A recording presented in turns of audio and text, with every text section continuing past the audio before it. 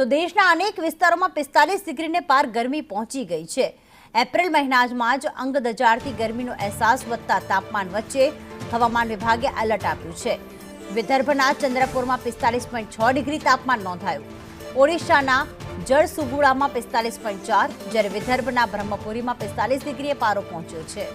મધ્યપ્રદેશના સીધીમાં 44.6 ડિગ્રી ગરમી નોંધાઈ છે।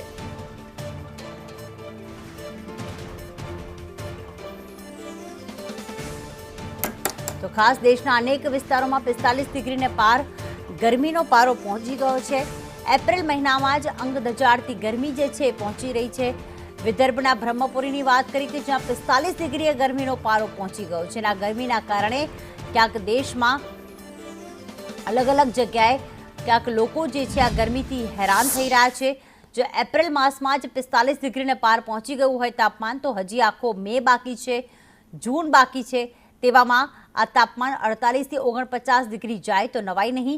આપને એપ્રિલ મહિનામાં કયા રાજ્યના કયા પ્રદેશમાં હાલમાં ગરમી પડી રહી છે તે બતાવી રહ્યા છે। મધ્યપ્રદેશના સીધીમાં 44.6 ડિગ્રી તાપમાન નોંધાયું, જ્યારે ચંદ્રપુરમાં નોંધાયું છે 45.6 ડિગ્રી।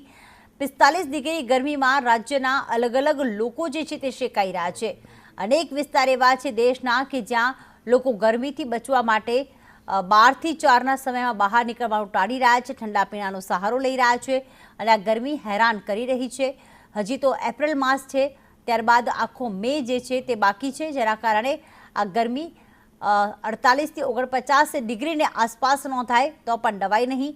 અને આ પ્રકારની ગરમીમાં લોકો જે છે તેમાં રોગચાળાનું પ્રમાણ પણ જોવા મળતું હોય છે।